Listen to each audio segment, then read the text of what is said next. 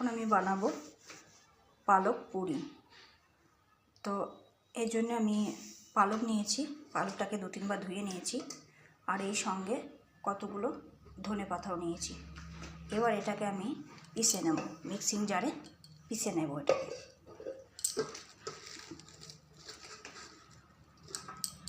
দিয়েছি অল্প পরিমাণ জিরে, 3-4টে কাঁচা লঙ্কা আর রসুন। এটাকে আমি এবার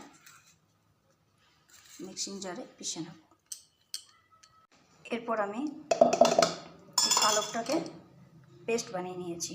এরপর আমি এই আটা দিয়েছি, আটার মধ্যে আমি পালকটা পেস্টটাকে ঢেলে দেব। এরপর আমি দেব লঙ্কা গুঁড়ো।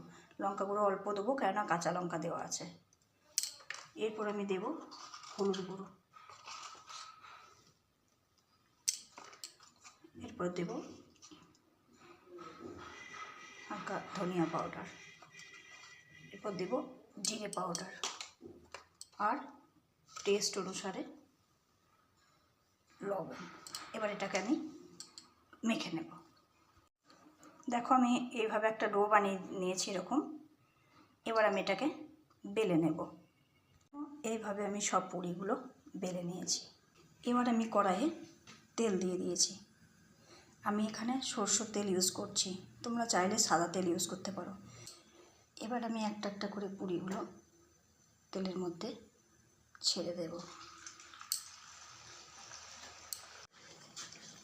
দেখো আমার পুরিটা কেমন ফুলে উঠেছে।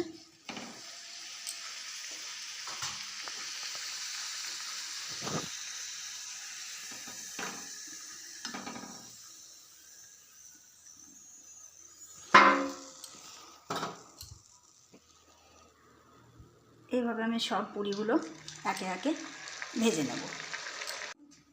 তৈরি হয়ে গেছে আমার পালক পুরি।